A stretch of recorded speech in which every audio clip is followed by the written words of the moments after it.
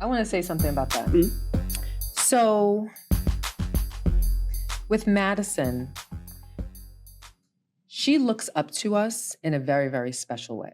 She looks up to me as a mother for certain reasons. She looks up to her best friend, her father, for their own set of reasons. And I feel as though when you're striving to be like your parents, you have, well, I'll say she set standards for herself, like mommy is this way, like mommy doesn't really drink much, mommy doesn't smoke, mommy doesn't do this, mommy doesn't do that. That's what I'm striving for. Daddy is successful in these rights and I want to be an entrepreneur. I want to do that. So she had her own idea of who she wanted to be based on who she viewed us as. And I think that in some ways was to her detriment, because I'm the type of person that I'm very polished, I'm very put together, but I also like to have fun. I also like to enjoy myself. I'm also very down to earth. I'm also very humble. Like there are just certain things. And she would look at someone her age when she was in high school that drank or smoked and was like, I don't want to be friends with them. She would look at a girl that may be promiscuous at 16 or 17 and be like, I don't want to be friends with them because my mother lost her virginity to my father and my father's the only person she's ever been with. So that's like what I have in my line of sight for myself. So I think that she found herself judging people and putting off friendships. And when we had a conversation about it, I said, you have every right to be who you want to be. But while you're doing that, you can't judge other people. Other people have the rights to make their own mistakes if mistakes are what they're making. But you have to let them deal with that. You can't put them in a box. You can't deem them as non-worthy. I said, your promiscuous friend, your friend that smokes weed, whatever.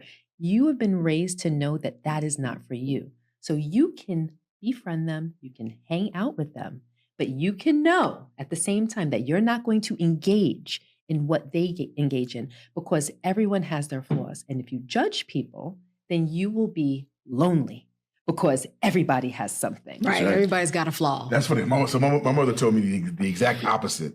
when it came to like, okay, you hang out with him, he smokes weed, he's got weed on you. The cops pull up on you for some bullshit, and he's got weed on him. You go to jail too. Yeah, right. Yeah. Well, in certain situations, I'm talking about just not judging, throwing them away wholly because don't put yourself in a situation where you can get in trouble. Right. Obviously, but take those friends, learn from them, learn from their experiences.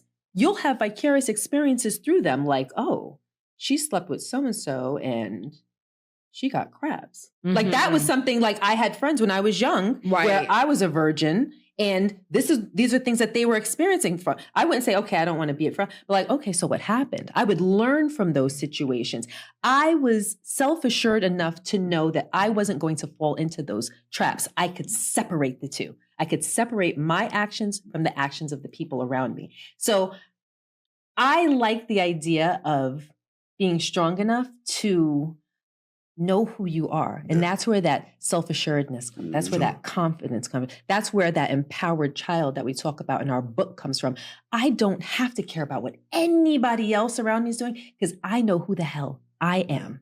And that's what my parents raised me with. My parents, my father, and I say this often because it's something that really weighed on me, even though I was probably 9 when my dad told me. He would say to me like, about lying, like, you don't have to lie. You never have to lie because there's nobody in this world that you have to impress enough that you have to lie to. If your truth isn't good enough for them, bleep them. I like the other thing that he says about the lie. What's that? About if I tell the truth, I don't have to. Something he says about if I tell the truth, I never have to worry about a lie. Or exactly. Exactly. You don't have to. You tell a lie. He would say liars have to have a good memory.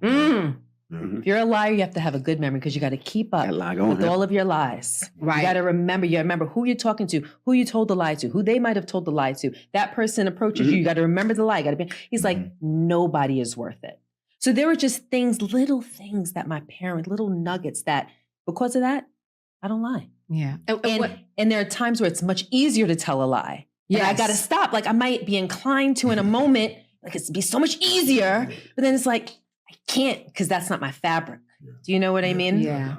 When I think about the girls back in high school who were fast or who were getting crabs or who were, drunk in I just want to let eighth you know, grade. crabs shows your age.